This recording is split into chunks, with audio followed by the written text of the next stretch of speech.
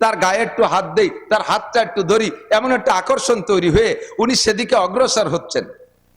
আল্লাহ পাক রব্বুল আলামিন জিবরিল আলাইহিস সালামকে পাঠায় দিয়েছে, জিবরাইল তুমি যে আদমকে বলো ওইটা তোমার ব্যবহার সামগ্রী, ওইটা তোমার বড় মহব্বতের, ওইটা তোমার চিরসঙ্গিনী, তবে তার সাথে তোমার শারীরিক দৈহিক সম্পর্ক করতে হলে তার একটা হক আছে, এই হকটা আদায় করতে হবে।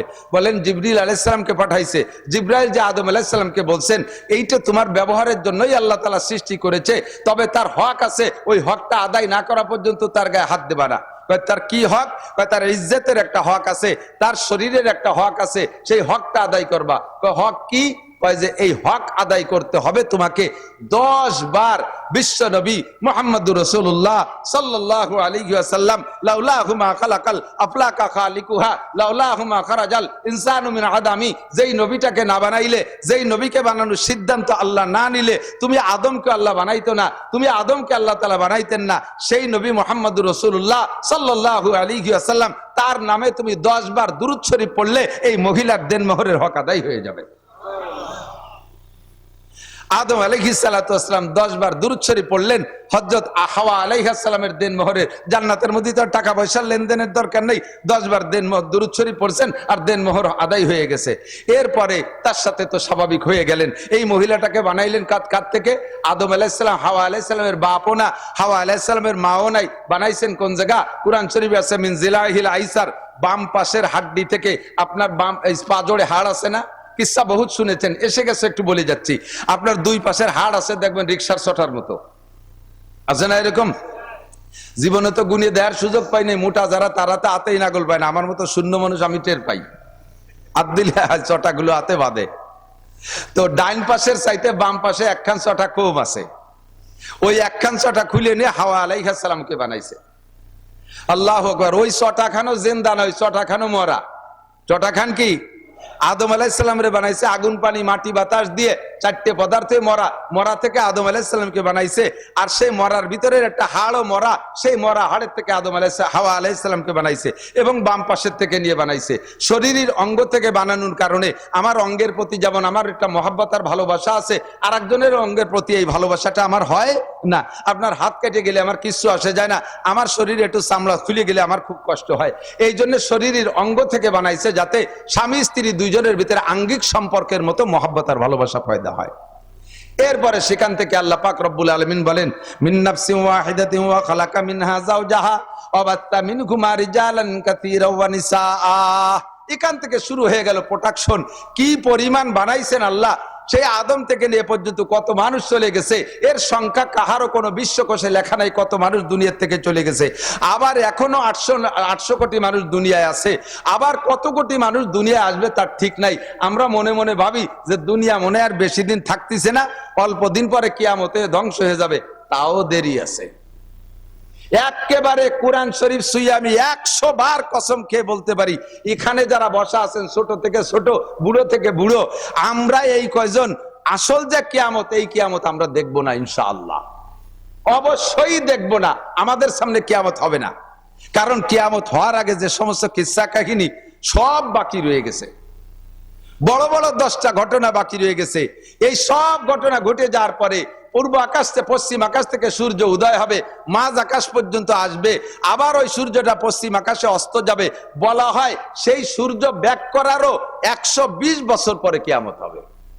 ওইটাও নির্দিষ্ট না, আনুমানিক 120 বছর পরে। আর এই জায়গা যারা বসা আছি 120 বছর আর সামনে বাঁচবো কোনো জানা আছে?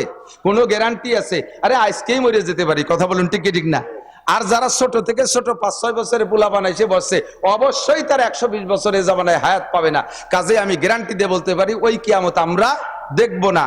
ও দোস্ত, এই কিয়ামত পর্যন্ত কোটি কোটি মানুষ হবে, সব মানুষের গোড়া একটা মানুষ আদম আলাইহিস সালাতু ওয়াস সালাম। ওই মানুষটা কলেজে পড়ে না, ওই মানুষটা বিশ্ববিদ্যালয়ে পড়ে না, ওই মানুষটা কোনো মাদ্রাসায় পড়ে না, দুনিয়ার কোনো মাদ্রাসায় পড়ে না, ওই মানুষটা কোনো দুনিয়ার সাধারণ মানুষ না। আল্লাহ পাক রব্বুল আলামিন সৃষ্টি করে গোটা মানব জাতির রূহকে এক জায়গা করে আদম আলাইহিস সালামকে বাছাই করে উনাকে নবুয়তি শিক্ষা দিয়া, আসমানি কিতাব শিক্ষা দিয়া, 104 খানা আসমানি কিতাবের ইলম শিক্ষা দিয়া আল্লাহ তাআলা তাকে দুনিয়ায় পাঠিয়েছেন। বলি না সুবহানাল্লাহ। আমাদের আব্বাজির নাম আদম আলাইহিস সালাম। বলেন আব্বাজির নাম কি? আদম আলাইহিস সালাম। বান্দর আমাদের আব্বা না, ঠিক কি ঠিক না? বান্দর আমাদের আব্বা না। তো আমাদের আব্বা যে আদম আলাইহিস সালাতু ওয়াস সালাম থেকে শুরু হইয়া সর্বশেষ মানুষটা বিশ্ব নবী মুহাম্মদুর রাসূলুল্লাহ, নবুয়তি সিরিয়ালে শেষ নবী মুহাম্মদুর রাসূলুল্লাহ। মুহাম্মদুর রাসূলুল্লাহর পরে আর কোন নবী আসবে? জোর হলো না? নগরকান্দার থেকে শুরু হইতে হবে, সালতার থেকে শুরু হইতে হবে। ইনশাআল্লাহ এই এলাকায় কোনো কাদিয়ানি ফিতনা থাকতে পারবে না, পারবে না। সমন্বয়ের বাংলাদেশ চলতেছে, সংশোধনের বাংলাদেশ চলতেছে, সংস্কারের বাংলাদেশ চলতেছে। বর্তমান সরকারের উপদেষ্টা মন্ডলী যারা, তারা বিভিন্ন সেক্টরে সংস্করণ করতেছে। যেখানে যে ত্রুটি বিগত আলারা করে রেখে গেছে, যে বিগত আলারা করে রেখে গেছে সংবিধানের ভুল, সবগুলোকে সংস্করণ করে সাইজ করতেছে। কাজেই এই মুহূর্তে সংখ্যাগরিষ্ঠ মুসলিম কান্ট্রি বাংলাদেশের লক্ষ কোটি জনতার পক্ষ থেকে মাননীয় প্রধান উপদেষ্টার কাছে এবং উপদেষ্টা মণ্ডলীদের কাছে আমাদের মনে প্রাণের একটা প্রস্তাব, একটা দাবি, আপনারা সংস্করণ করবেন। বাংলাদেশে থাকবে বহুজাতিক মানুষের বাংলাদেশ। এর ভিতরে মুসলমান থাকবে, হিন্দুরা থাকবে, খ্রিস্টানরা থাকবে, বুদ্ধরা থাকবে, কাফেরও থাকবে, ইহুদি থাকবে, নাসারা থাকবে, সবাই থাকবে, কাদিয়ানিরাও থাকবে, সবাই থাকবে। তবে যার যার নিজ নিজ ব্যানারে পরিচয় দিয়ে থাকবে। কথা বলুন ঠিক ঠিক না? মুসলমানের ব্যানারে থাকবে, মুসলমানের ব্যানারে কোনো অমুসলমান থাকতে পারবে না। কাদিয়ানি গ্রুপ এরা নিজেদের পরিচয় দেয় ভাই আহমাদি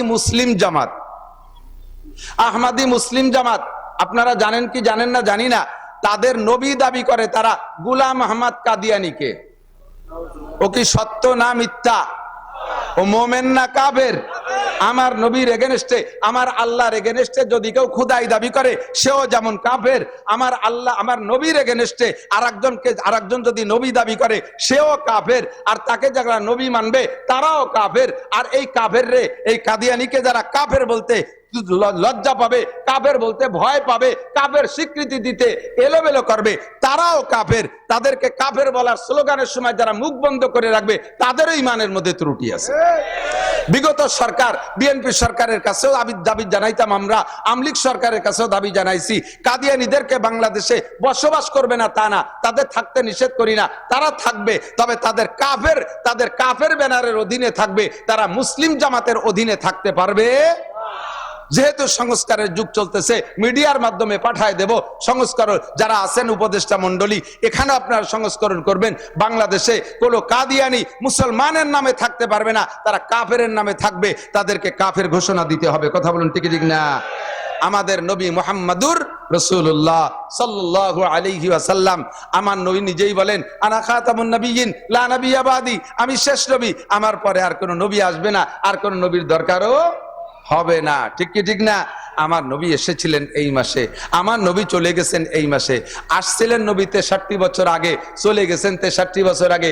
একটু ঠান্ডা মাথায় বুঝে নিতে হবে দুইটা কথা। এ কথার পরে আমি আলোচনার দিকে চলে যাব। দুইটা কথা বুঝে নিতে হবে, যেহেতু মাসের পর তাকা যায়। আর তো আপনাদের এলাকায় 12ই রবিউল আউয়ালের আগে আমি ফিল্ড পাচ্ছি না, কাজেই আজকে বলবো, কেউ বেখেয়াল হবেন না। দুইটা কথা, একটা হলো, একটা লোক জন্ম নেছে যে টাইমে 63 বছর আগে জন্ম নেছে, তার জন্মের দিনটা বড় আনন্দের ছিল।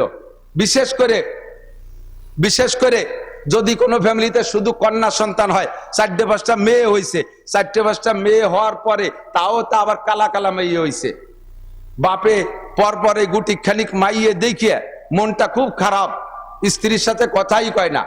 হঠাৎ করে শেষবার অতর্কিত ভাবে আল্লাহ তাআলা আবার একটা বাচ্চা দিয়ে ফেলাইছে। এই বাচ্চাটা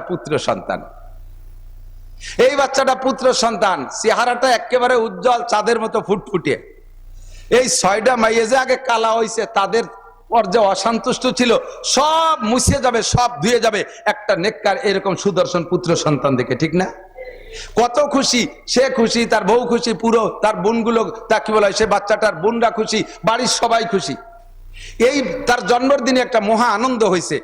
তারপরের থেকে নিয়ে প্রত্যেক বছর তার জন্মদিন উপলক্ষে একটা কেক কাটাকাটিও বাঙালিরা করে থাকে। এটা যদিও কুপ্রথা, একটা আনন্দ করে থাকে। এভাবে চলছে তার জীবন ভরে। হঠাৎ করে লোকটা মারা গেছে, যুবকটা, যখন তার বয়স হয়েছে 26, 27, 28, টলমলে যুবক, দেখতে তো সেরকম নায়ক। গ্যাঞ্জাম ফাসাদ, গন্ডগোল ফাসাদের ভিতরে যুবকটা মারা গেছে। বলেন তো, তার এই 28 বছর পর্যন্ত তার মা বাপ যে পরিমাণ আনন্দ পেয়েছিল, স্বাদ পেয়েছিল, উপভোগ করেছে আনন্দ, তার এই 27-28 বছরের সমস্ত আনন্দ আজকে ছেলেটা এই ওই যৌবনকালে ভরা যৌবনের ছেলেটা মারা গেলে তার সারা জীবনের সমস্ত আনন্দকে শেষ করে দিছে না? বাকি জীবনে ওই আব্বা মা আর যতদিন বেঁচে থাকবে ওই ছেলেটার জন্মদিন উপলক্ষে কি আর কেক কাটবে, নাকি মৃত্যুদিন উপলক্ষে তার শোক পালন করবে? মৃত্যুদিন উপলক্ষে তার শোক পালন করবে, তার জন্মদিনের আনন্দ শেষ হয়ে গেছে। ঠিক কি ঠিক না? আমার নবী, আপনার নবী, বিশ্ব নবী মুহাম্মদুর রাসূলুল্লাহ জন্ম নিয়েছিলেন ধরে নিলাম 12ই রবিউল আউয়াল। 63 বছর আগে তার জন্মের সময় সারাটা দুনিয়া আনন্দে আনন্দিত ছিল, কিন্তু 63 বছর পরে আইসা যখন সাহাবায়ে কিরামদেরকে এতিম করে রেখে নবী 12ই রবিউল আউয়াল চলে গেছে, দুনিয়ার থেকে বিদায় নিয়েছেন, এখন কি নবীর জন্মদিনের আনন্দ অন্তরে থাকবে, নাকি মৃত্যুদিন উপলক্ষে শোক থাকবে? মৃত্যুদিন উপলক্ষে শোক থাকবে। ঠিক ঠিক না? 12ই রবিউল আউয়াল কাজেই সমস্ত মুসলমানদের আনন্দের দিন নয়, আনন্দের দিন চলে গেছে আগে, এটা আমাদের শোকের দিন।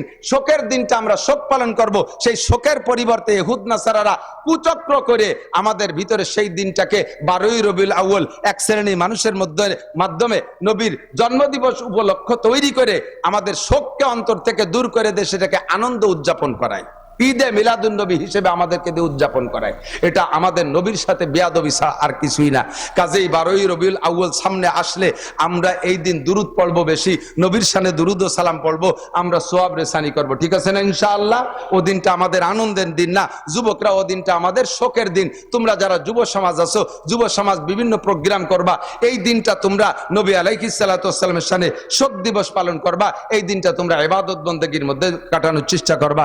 এলাকার জনগণকে নিয়ে আমার নবী মুহাম্মদুর রাসূলুল্লাহ এ মাসে চলে গিয়ে আমাদেরকে শোকাক্রান্ত করেছেন। সেই মাসে আমরা একটা ধর্মীয় আলোচনা নিয়ে বসছি। এখন বাংলাদেশে যে অবস্থা, প্রেক্ষাপটটা সকলেই জানতেছেন। আমরা এক ধরনের আনন্দ উপলব্ধি করতেছি, সেটা হলো বিশেষ করে উলামায়ে কিরামের দিক তাকান। আমরা দীর্ঘদিন পর্যন্ত শুধু এক সরকারকে আমি দোষ দেই না, কোনোদিন আমি একতরফা দোষ দেই না। সর্বকালে বিএনপির আমলও দেখেছি, এরশাদ সাহেবের আমলও দেখেছি, আওয়ামী লীগের আমলও দেখেছি।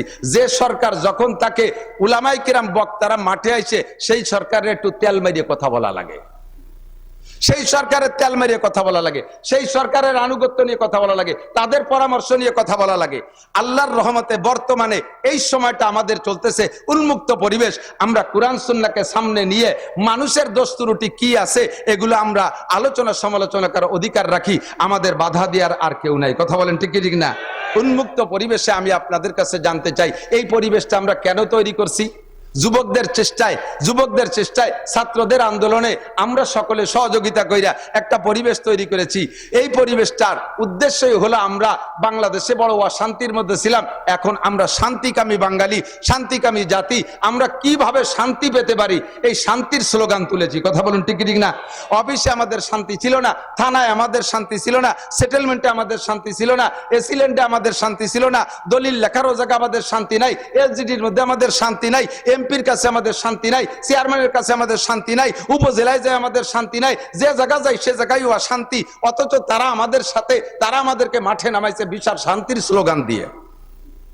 প্রত্যেকটা নির্বাচন, মেম্বার বলেন, চেয়ারম্যান বলেন, উপজেলা বলেন, এমপি বলেন, সকলে একটা নির্বাচনের সময় স্লোগান দেয় না? স্লোগান আমরাই তো দেই, নেতারা সামনে থাকে, তাদের তেল মারার জন্য আমরা স্লোগান দেই, বোতল ভাইকে দিলে ভোট, শান্তি পাবে দেশের লোক। ঠিক ঠিক না? আমি নাম কই না, কারণ কার নাম কব আবার কোন নামে মিশে যাবে, সে আবার কোন জায়গায় দাঁড়ায় রয়েছে, হুজুর আসো, আমার আবার অ্যাটাক করে নাকি তা আল্লাহ জানে। আর এমনি তো বাড়ি এলো গোপালগঞ্জ, মহাবিপদ নিয়ে ঘুরতেছি। এখন খালি নাম পরিচয় দিতে, গোপালগঞ্জ পরিচয় দিতে আপাতত ভয় লাগতেছে। তো দোস্ত, শান্তির স্লোগান যারা দেশে তাদের পিছনে আমরাই তো নাচছি। ঠিক ঠিক না? অমুক ভাইকে দিলে ভোট, শান্তি পাবে দেশের লোক। এইভাবে কয়েকটা নির্বাচন চলে গেছে, তাদেরকে আমরা শান্তির লোভে তাদের পিছনে ঘুরে ঘুরে স্লোগান দিছি। এখন দেখি আমরা স্লোগান দিয়ে আমরা যার যার কায়দায় সেই জায়গায় আছি, যাদের ভোট দিলি শান্তি পাবো তারাই অশান্তিতে, মহা অশান্তিতে। রমজান আসার আগেই তারা সব এতেকাফে বসে গেছে, বলি না? সেই সমস্ত বাঘা নেতাকে যদি বলতো ইমাম সাহেব, মসজিদের ইমাম সাহেব, রমজান মাসে স্যার এবার তো রমজানে এতেকাফ করার লোক পাচ্ছি না, আপনি মন্ত্রী মহোদয় একটু এতেকাফে বসেন 10 দিন, আপনি উপজেলা চেয়ারম্যান একটু 10 দিনের জন্য এতেকাফে বসেন, আপনি ইউনিয়ন চেয়ারম্যান যদি 10 দিনের জন্য একটু এতেকাফে বসেন, এতেকাফের কেউরে পাচ্ছি না, এটা সুন্নতে মুআক্কাদা কিফায়া, যদি ছুটে যায় তাহলে তো সবাই গুনাহগার হব। আপনি গণপ্রতিনিধি, জনপ্রতিনিধি, নেতা, এটা আপনার উপরে দায়িত্ব, আগে এতেকাফে বসেন। তাহলে এই কথা বলার সাথে সাথে ইমাম সাহেবের চাকরি থাকবে না। ইমাম সাহেব ননসেন্স, তোমার কোনো কমন সেন্স নাই, তুমি আমাকে বলো এতেকাফ করতে, আমি যদি 10 দিন মসজিদে এতেকাফে বসে থাকি তাহলে আমার উম্মতের কি উপায় হবে? আমি একটা ওয়ার্ড মেম্বার, এই রমজান মাসে তাদের ত্রাণ দিতে হবে, তাদের ভিজিএফ কার্ড দিতে হবে। আমি ইউনিয়ন চেয়ারম্যান, উম্মতের কত চিন্তা আমার মাথায়। আমি উপজেলার চেয়ারম্যান, গোটা উপজেলার দায়িত্ব আমার কাছে। আমি এমপি, আমার সিটের দায়িত্ব। আমি মন্ত্রী, মন্ত্রণালয়ের দায়িত্ব। আমারে তুমি এতেকাফে বসা দিতে চাও, এটা মোল্লা মুন্সিকে কাম। কিছু ওয়াকেজো, কিছু আথাল কুড়িয়ে বুড়ো, আথাল কুড়িয়ে বুঝো, বুড়ো গরু যেগুলো হাল চাষ করতে পারে তারা তো সক্রিয় গরু, আর কিছু গরু থাকে বেশ বেশ বয়স হয়ে গেছে, ওগুলো আতালে বান্ধা থাকে, কোনো কাম কাজ করে না, ওকে আতাল কুড়িয়ে। প্রায় বাড়ি বাড়ি 2-1টা বুড়ো মানুষ আতাল কুড়িয়েছে, এতেকাফ করবে তারা। তুমি আমি মন্ত্রীকে বলো কেন? আল্লাহ পাক রব্বুল আলামিন বলেন, হে মন্ত্রীরা, হে উপজেলা চেয়ারম্যানরা, এমপি মহোদয়, যদি রমজানে 10টা দিন এতেকাফ করতি, বছরে একটা চিল্লে যদি আল্লাহর রাস্তায় দিতি, তাহলে রমজান আসার আগে ওয়াসমা তোদেরকে ওই জেলখানার এতেকাফে বসাই দিতাম না। কথা বলেন ঠিক ঠিক না? তোমাদেরকে ভোট দিয়েছে জনগণ, তোমাদের পিছনে নাচছে জনগণ শান্তির লোভে, আজকে তোমরাই অশান্তিতে। এবং কত বড় অশান্তি, আমি মাঝে মাঝে বলে থাকি, 8টা জান্নাতের ভিতরে শ্রেষ্ঠ জান্নাত ফেরদাউস। শ্রেষ্ঠ জান্নাত কি? ফেরদাউস। 7টা দোজকের মধ্যে শ্রেষ্ঠ দোজক ওয়াইল। শ্রেষ্ঠ দোজক কি? সবচাইতে কঠিন দোজকের নাম ওয়াইল। এই ওয়াইল শ্রেষ্ঠ দোজক, আর ফেরদাউস শ্রেষ্ঠ জান্নাত। এই দুইটাতে যাবে কারা? এই ওয়াইল দোজক আর ফেরদাউস জান্নাতের বাসিন্দা কারা হবে? শ্রেষ্ঠ নবী মুহাম্মদুর রাসূলুল্লাহ সাল্লাল্লাহু আলাইহি সাল্লামের উম্মত জান্নাতুল ফেরদাউসে যাবে, অন্য কোন নবীর উম্মত ফেরদাউস জান্নাতে যাবে না। আর উম্মতে মুহাম্মাদি ওয়াইল দোজকে যাবে, অন্য কোন নবীর উম্মত ওয়াইল দোজকে যাবে না। কারণ যারা শান্তির ও সবচাইতে শ্রেষ্ঠ শান্তির দাবিদার অধিকারী হবে, যাদের নামে বরাদ্দ আছে শ্রেষ্ঠ জান্নাত, শ্রেষ্ঠ শান্তি, সেই জাতি যাবে শ্রেষ্ঠ জাহান্নামে। সাধারণ কয়েদি যারা আছেন আপনারা এলাকায়, একটু কিলে মারামারি ঘুষোঘুষি করে টেরে একটু কেসে পড়ে জেলখানা যান। আপনাকে জেলখানা হলো বাড়ির ধারে ফরিদপুর, আপনারা সুখ শান্তি এই সমস্ত সালতা নগরকান্দার বাজার দিয়ে, আর আপনাদের জেলখানা ফরিদপুরের জেলখানা। আর যারা সোনারগাঁও হোটেল আর সিরাটন আর বিদেশে বিদেশে বড় বড় দামি দামি হোটেলে আরাম করে আসে, বিদেশি হুর গেলমান নিয়ে, আল্লাহ তাদের জন্য জাহান্নাম জেলখানা রাখছে, সেই রকম সবচাইতে কঠিন সেলের ভিতরে তাদেরকে রাখা হয়। কথা বলেন ঠিক ঠিক না? শান্তি সব শেষ হয়ে গেছে তাদের। এই জন্য আমরা আর মানুষের পিছনে শান্তির স্লোগান দিতে রাজি। মুখ দিয়ে বলেন, শান্তির স্লোগান মানুষের পিছনে দিতে রাজি। যাদের পিছনে শান্তির স্লোগান দিছি তারা নিজেরাই অশান্তিতে, এবং গোটা বাংলাদেশকে অশান্তির আগুনের ভিতরে ফেলাই দিয়ে গেছে। ঠিক কি ঠিক না? যে দল বলেন না কেন, এ দল ও দল সে দল, এ পিঠ ও পিঠ সব পিঠ, কোন চাষিবা কোন সালুন খার জম। আমাকে ওই দেশে ওই পাশের বাংলায় কয়, কোন চাষিবা জম কোন সালুন খার জম। সব চাষিরে চিনি, সালুন খারজম সব চাষি। কাজেই আর আমরা অশান্তির দিকে পা বাড়বো না। আমার আল্লাহ যেখানে শান্তির কথা বলেছে, শান্তি সেখানেই আছে। ঠিক কি ঠিক না? শান্তির পরিচয় কার হাতে? শান্তি দিতে পারে কে? আল্লাহ পাক শান্তি দিতে পারে। মানুষের শান্তি দিতে পারে কোটি কোটি টাকার মালিক। দেখেন কত বড় বেইজ্জতি, অপমানি। দাড়ি কটা বুড়ো কালে চাইছিয়া, সাধারণ একটা 150 টাকা দামের লুঙ্গি বইয়া একখান বাড়াইতে নৌকোয় কোনাকুনি কোন জায়গা যেন যাচ্ছিল। এর চেয়ে বড় আর বেইজ্জতি অশান্তি হতে পারে বলেন? তার টাকা এখনো পর্যন্ত 80,000 কর্মচারী বেতন নিচ্ছে, তার ইন্ডাস্ট্রি কলকারখানা সব চলতেছে, 80,000 কর্মচারীতে তার টাকা দিয়ে বেতন নিচ্ছে, অথচ সে একটা সিগারেট খাটটা পাচ্ছে না। তাহলে টাকার মধ্যে শান্তি আছে? ইন্ডাস্ট্রিজের মধ্যে শান্তি আছে? তার ইন্ডাস্ট্রিতে তৈরি হওয়া ঔষধ আমরা কিনে খাচ্ছি, অথচ সে একটা বড়ি পাচ্ছে না। কতক্ষণ? তাহলে ইন্ডাস্ট্রিজের মধ্যে শান্তি নাই। হ্যাঁ যুবক, আমার দিক টাকা নড়াচড়া করিস না, ভালো রে বুঝে নে। বুড়ো গুলো বুড়ো হয়ে গেছে, অত কইছি না আথাল কুড়ি, ও কাজে লাগে না। তোমরা যুব সমাজ তৈরি হও, তোমাদের আন্দোলনে বাংলাদেশকে আমরা আলাদা একটা সম্ভাবনা সামনে দেখতেছি। কাজেই যুবক অ্যালার্ট থাকবা, প্রত্যেকটা কথা তোমরা নেওয়ার চেষ্টা করবা। জীবনেও কোনোদিন স্লোগান দিবা না। মানব রচিত আদর্শের ভিতরে, মানব রচিত মতবাদের ভিতরে কখনো আসল আদর্শ হতে পারে না, শান্তি থাকতে পারে না। শান্তি যদি পাইতে হয় তাহলে দুইটা মার্কায় ভোট। আমার সেই পুরনো আবার নতুন করে আমি শুরু করছি, শান্তি যদি পাইতে চাও দুইটা মার্কায় ভোট দাও। মার্কা কয়টা? জোর হলো না? নৌকা ধানের শীষ, হ্যাঁ, লাঙ্গল দাড়িপালা, ওর কোন মার্কার দাম নাই, সব মার্কা বাদ, আম্মা বাদ। ঠিক ঠিক না? শান্তি যদি পাইতে চাও কোরআন মার্কায় ভোট দাও। স্লোগান দিতে পারবেন? শান্তি যদি পাইতে চাও, আরো জোরে যুবকরা গলা ফাটাও, শান্তি যদি পাইতে চাও।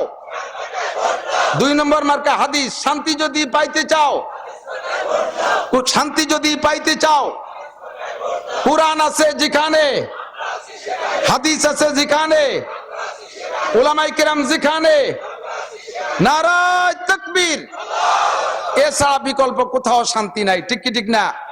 প্রমাণ করে দেখাই দিতে পারি, চোখে আঙ্গুল দিয়ে দেখেন। 20 বছর পর্যন্ত আফগানিস্তানরা যুদ্ধ করছে রাশিয়ার সাথে।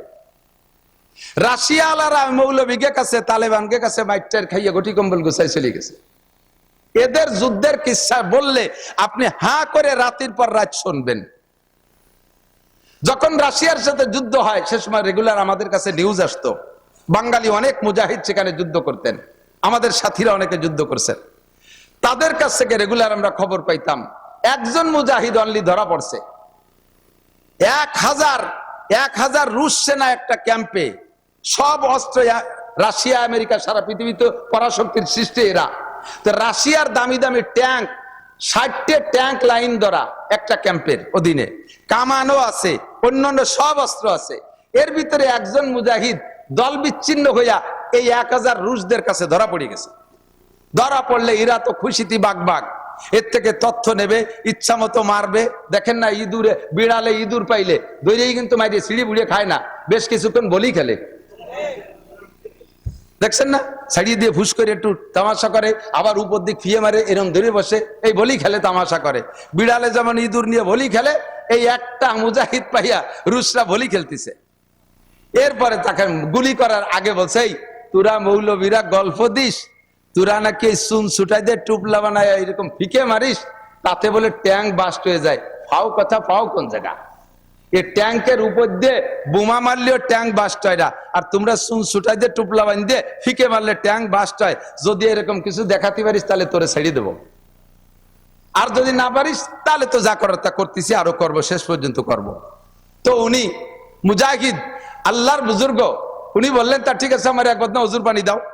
এক বদনা পানি দেছে, অজু বানাইছে, 2 রাকাত নামাজ পড়ার সুযোগ চাইছে, নামাজ পড়ছে, সিজদায় যাইয়া বলছে, আল্লাহ ইন কুতিলতু মিয়াতা মাররা ফালা ফামা উবালি, আমার যদি 100 বার হত্যা করা হয়, আবার 100 বার তুমি জীবিত করে দাও, আবার 100 বার তারা মারে, আমার কিচ্ছু আসে যায় না, আমি একটু অন্তর থেকে মেনে নেব।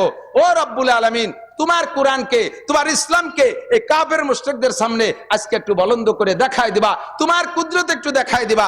আমারে যতবার মানুষ, আমার কোনো দুঃখ নাই, আমার কোনো আক্ষেপ নাই, তোমার কুদরত একবার একটু দেখাই দাও। আল্লাহ পাক রব্বুল আলামিনের কাছে সিজদায় পড়ে কান্নাকাটি কইরা এরপরে উঠিয়া এক মুঠ বালু নেছে।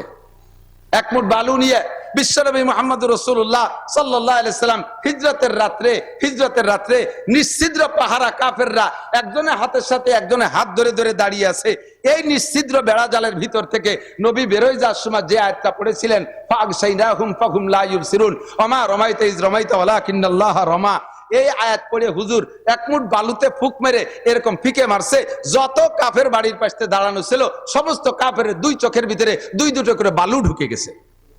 ওরা যার যার হাত ছাড়িয়ে দিয়ে এই বালু নিয়ে চোখ ডলাডলি করতেছে, তার ভাগ্যে নবী বেরোয় চলে আসছে। কন্যা সুবহানাল্লাহ। এই আয়াত ওই মুজাহিদ পয়রা বালুর মধ্যে ফু দিয়ে 60টা ট্যাঙ্ক যে লাইনে দাঁড় করা ছিল ওই দিক ফিকে মারছে।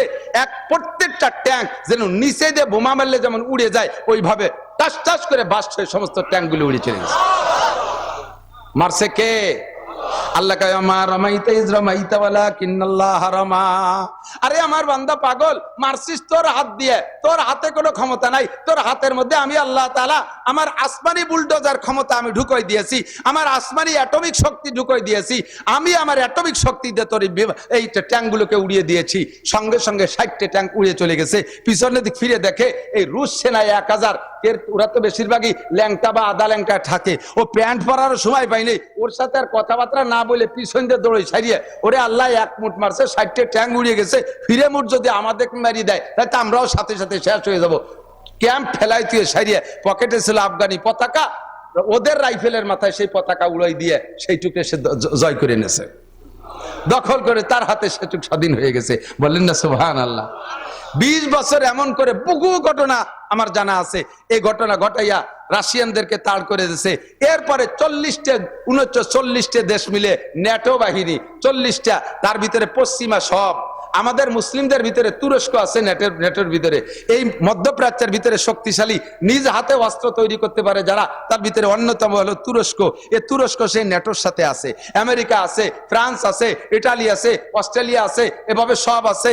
এই সব পরাশক্তিগুলো মিলে 40টা দেশ মিলে ন্যাটো, এই ন্যাটো বাহিনীর সাথে আফগানি মুল্লারা স্রেফ ক্লাসিনকোভ, চায়না পাকিস্তানি ক্লাসিনকোভ রাইফেল, এটুক রাইফেল, ওই দিয়ে গুলি করিয়া তাদের বিমান, তাদের হেলিকপ্টার, তাদের ট্যাঙ্ক, তাদের সমস্ত অস্ত্রকে একেবারে ধুলাই উড়াই দিয়া তাদেরকে ওইভাবে বিদায় দেশে গলায় জুতোর মালা দিয়া। এই মোল্লারা এখন মোল্লাদের হাতে মাত্র 2 বছর, মাত্র 2টা জিনিস তাদের হাতে, 2টা মার্কায় তারা ভোট দেশে। 1 নম্বরে থাকবে না, অফিসে নামাজ হতে হবে, কলেজে নামাজ হতে হবে, হাই স্কুলে নামাজ হতে হবে, কোনো মুসলমান বেনামাজি থাকবে না, বেপরদায় কোনো পার্কে বসে বসে তসবি টিপি করতে পারবে না, সুদ চলবে না, ঘুষ চলবে না, আকাম চলবে না, সবকিছু বন্ধ করে দিয়েছে। মাত্র 2 বছরে আল্লাহ তাআলা তাদের কি বরকত দেখাইছেন।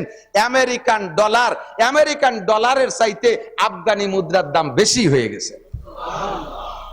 সুবহানাল্লাহ। আমার পরাণ ভরে নাই, আল্লাহর বর্ষা নাকি জানি না, বলেন জোরে বলেন।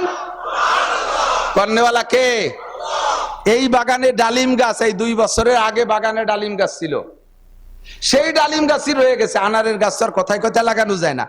সেই আফগানিদের ক্ষেতের ভিতরে 2 বছর আগে আজ দীর্ঘদিন পর্যন্ত যে বাগান ছিল, ওই বাগানের ডালিমের সাইজ ছিল 4টে ডালিমে 1 কেজি হইতো, 4টে ডালিমে 1 কেজি হতো।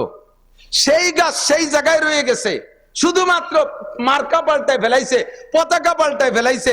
কুরআন মার্কার, হাদিস মার্কার পতাকা যখন উড়াই দিতে পারছে আফগানি মুসলমানরা, সেই গাছের সেই ডালিম এখন 1 ডালিমে 2 কেজি। 4 ডালিমে 1 কেজি হইতো, সেই গাছের ডালিম আল্লাহ বড় বানাই দিয়েছে, এখন 1 ডালিমে 2 কেজি। যারা নেট দেখেন তারা সাক্ষী দেন, কত বড় বড় লাল লাল ডালিম, কি পরিমাণ জুস তৈরি করতেছে। সেই মুল্লারা বর্তমানে এমন গাড়ি বানাইছে, জাপানও তাদের কাছে ফেল হয়ে গেছে, মুল্লাদের প্রাইভেট কারের কাছে। মুল্লারা অস্ত্র বানানো শিখে গেছে। আল্লাহ তাআলা তাদেরকে এমন বরকত দিয়েছেন, যেই বরকত সারাটা দুনিয়ার মানুষ দেখতেছে। আল্লাহ পাক রব্বুল আলামিন বলেন, হে দুনিয়ার মানুষ শান্তি চাও, নগরকান্দালারা শান্তি চাও, কাজিরাঙ্গা থাকবে না, খুনোখুনি থাকবে না, মারামারি থাকবে না, কেস কাচারি থাকবে না, মালি মামলা থাকবে না, আরামসে ঘরের মধ্যে ঘুমাইবা, দেশের দরজা খুলে দিয়ে, ঘরের দরজা খুলে দিয়ে ঘুমাবা, রাতের বেলা চোর ডাকাত আসবে না। আল্লাহ পাক ওয়াদা করেছেন, লা ফাতাহনা আলাইহিম বারাকাতিম মিনাস সামাই ওয়াল আরদ, আসমান থেকে রহমত, জমিন থেকে বরকত। আসমান থেকে রহমত, একটু বলেন, আসমান থেকে রহমত, জমিন থেকে বরকত দেনেওয়ালা কে? আল্লাহ ওয়াদা করছেন, লা ফাতাহনা, লামে তাকিদ, অবশ্যই আমি খুলে দেব। আসমানের থেকে রহমতের দরজা, জমিন থেকে বরকতের দরজা আমি খুলে দেব। লা ফাতাহনা আলাইহিম বারাকাতিম মিনাস সামাই ওয়াল আরদ। শর্ত হলো, ওয়ালাউ আন্না আহলাল কুরা আমানু ওয়াত্তাকাও, যদি দেশবাসী ইমানদার হইয়া যাও আর আল্লাহর উপরে গভীর ভয় স্থাপন করতে পারো, আল্লাহর উপরে বিশ্বাস, আল্লাহর উপরে ভয়। এ আমার যুবক অন্তর থেকে সাক্ষী দাও, আল্লাহ আছে না নাই? ধরে বলেন আছে। প্রমাণ তার আর কি চান? আর বেশি প্রমাণ লাগবে না। আল্লাহু আকবার। ইতামাশা গাহে আলম রয়ে তুস, ইতামাশা গাহে আলম রয়ে তুস, তুকু যাবারে তামাশা মিরবি। আরে দুনিয়াটা সবই তামাশা। আবার তামাশা দেখতে টেলিভিশনে যাওয়া লাগে নাকি? তামাশা দেখতে সিনেমায় যাওয়া লাগে? জগৎটাই তামাশা। কথা কন না কে? আল্লাহর কুদরত দেখতে বেশি দূর যাওয়া লাগে না। তোমার সামনে, চোখের সামনে আল্লাহ কুদরত দেখায় দিয়েছে। বিগত সরকারের হাতে সরকারি পাওয়ার, বুঝেন? আমলিগ বিএনপি এক সাইডে সকলকে শিক্ষা দেওয়ার জন্য বলছে, কথা মনে রাখবেন। ফাতাবিরু ইয়া উলিল আবসার, আল্লাহ পাকের স্বভাব বড় বড় কাফেরদের একটা কিসসা কোরআন শরীফের মধ্যে বইলে ফিরাউনরে এভাবে ধ্বংস করছি বইলে লাস্টে কয় ফাতাবিরু ইয়া উলিল আবসার, এ দুনিয়ার জ্ঞানী গুণী বুদ্ধিজীবী যারা আছো ওখান থেকে তোমরা শিক্ষা গ্রহণ করো। দোয়া পড়ি, কারেন্ট চলে যা দোয়া, ইন্না লিল্লাহি ওয়া ইন্না ইলাইহি রাজিউন।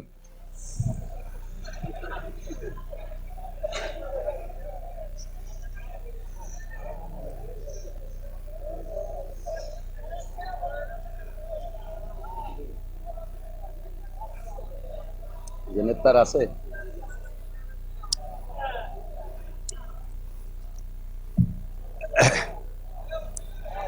বলেন, আসার দোয়া পড়েন আলহামদুলিল্লাহ। কারেন্ট আসার দোয়া কি? যাওয়ার দোয়া, আবার ইন্না লিল্লাহি ওয়া ইন্না ইলাইহি রাজিউন। আল্লাহু আকবার। কষ্ট হচ্ছে আপনাদের?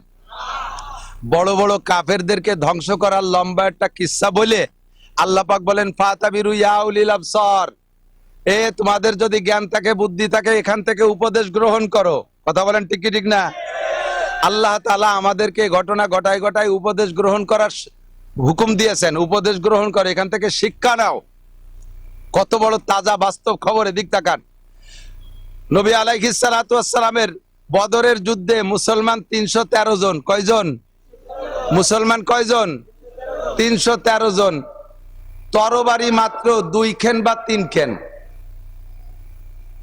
ঘোড়া 2টা, ঘোড়া 2টা বা 3টা, উট 2টা, মানুষ 313 জন। বদর মদিনার থেকে বেশ দূরে, সেই জায়গা পর্যন্ত গেছে পায়ে হেঁটে। এই ঘোড়ার উটের উপরে শুধু জরুরি সামান নেছে। তরবারি প্রত্যেকের কাছে একখান না, তরবারি প্রত্যেকের কাছে একখান না, টোটাল বাহিনী মিলে 2-3 খান তরবারি। এই নিয়ে লড়তে গেছে কাদের সাথে? আবু জাহেলের বাহিনীর সাথে। 1000 সৈনিক এবং বাছাই করা, সে হলো সৌদি আরবের গভর্নর। মুসলমানদের সাথে লড়তে আসতেছে বেদায় সেনাবাহিনীর ভিতরে একেবারে বাছাই করা সৈন্য শক্তিশালী যেগুলো তাই নিয়ে আসছে। প্রত্যেকের হাতে তৎকালীন সর্বশ্রেষ্ঠ শক্তিশালী শক্ত তরবারি, প্রত্যেকের পাছার নিচে এক একটা করে ঘোড়া, মাল বহন করার জন্য উট আলাদা। এইভাবে এসে লড়তে আসছে। বেশিক্ষণ টিকতে পারে নাই, 2-5 দিন 10 দিনও না, মাত্র একদিনের কিছুক্ষণ টাইমের ভিতরে 313 জন মুসলমানের 3 খান তরবারির সামনে তারা ধরাশায়ী হইয়া একেবারে 70 জন জায়গায় জাহান্নামী, 70 জন অ্যারেস্ট হয়ে গেছে, বাকিরা পলাই চলে গেছে, সমস্ত মাল ফেলাই দিয়ে গেছে, পরনের কাপড়টা পর্যন্ত পরে যেতে পারে নাই। ফাতাবিরু ইয়া উলিল আবসার, এ কাম করতে পারে কে? নিরস্ত্র যে থাকে, অস্ত্র যার কম থাকে তার পক্ষে আল্লাহ থাকে। যদি আমি ভুল করি তাহলে আমার পক্ষে আল্লাহ থাকবে না। সরকারের সাথে সরকারি পাওয়ার, সরকারের সাথে সেনাবাহিনী, সরকারের সাথে বিডিআর, সরকারের পক্ষে র্যাব, সরকারের সাথে পুলিশ, সরকারের সাথে আনসার, সবকিছু নিরস্ত্র যুবকদের ধাক্কায় স্লোগানে সরকার সবকিছু ছেড়ে দিয়ে চলে গেল। সরকার সবকিছু ছেড়ে দিয়ে চলে গেল। এ জায়গা কার কুদরত? কার কুদরত? এই কুদরত পাইয়া তোমরা বেশি ইত্রেইও না, লাফাইও না। বেশি এই কুদরত, আল্লাহর কুদরত দেখায় দিয়েছে। এখন ক্ষমতা পেয়ে যদি তোমরা আবার তাদের চাইতে বেশি বাড়াবাড়ি করো, আল্লাহ তাআলা কান ধরে আবার তাদেরকে এনে তোমাদেরকে তাদের হাতে মাইর খাওয়াইতে পারে। কথা বলেন ঠিক ঠিক না? বেশি বিয়াদবি উশৃঙ্খলা করলে আল্লাহ তাআলা এক দল দিয়ে আরেক দলের সাইজ করে। আল্লাহ তাআলা নিজেই কখনো যুদ্ধই অস্ত্র নিয়ে আসে না যুদ্ধ করতে। আল্লাহ পাক রব্বুল আলামিন তার কুদরতে যুদ্ধ করায় বিনা অস্ত্রে। দেখেন এত বড় সরকারকে কিভাবে আল্লাহ তাআলা পতন ঘটায় দিয়েছে। ফাতাবিরু ইয়া উলিল আবসার বলতে চাইছে ওই কথাটাই। শান্তি দেয় কে? অশান্তি কে দেয়? তো শান্তি যদি পাইতে চাও 1 নম্বরে আল্লাহকে ঈমান দাও। আল্লাহ আছে না নাই? আল্লাহর কুদরত দেখতেছেন, চোখের সামনে দেখা যাচ্ছে কি যাচ্ছে না?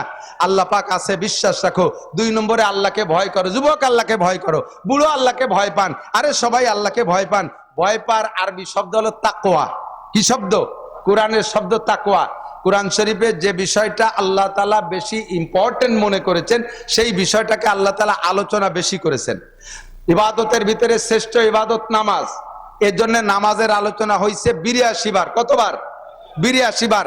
জাকাতের পরিমাণ কম, জাকাত দাতার পরিমাণ কম, এজন্য জাকাতের আলোচনা এর চেয়ে কম হয়েছে। হজ কর্নেওয়ালার সংখ্যা আরো কম, এই জন্য হজের আলোচনা আরো কম হয়েছে। তো যে বিষয়টা বেশি ইম্পর্টেন্ট ওইটার আলোচনা আল্লাহ তাআলা বেশি করেছেন। এমন করে কুরআন শরীফের ভিতরে তাকওয়া শব্দের আলোচনা আছে 62 বার। কতবার? তাকওয়া আছে 62 বার। তাকওয়াটা অত্যন্ত জরুরি। তাকওয়া যদি ভিতরে থাকে, আল্লাহর ভয় যদি ভিতরে থাকে, তাহলে ওই লোকটা কখনো অন্যায় করতে পারে না। এদিক তাকান, এই আপনাদেরই পাশে, আমি ফরিদপুর শহরে, আপনার ফরিদপুর জেলার মানুষ, ফরিদপুর শহরে গত 2-3 বছর আগে একটা মাহফিলে আসছি।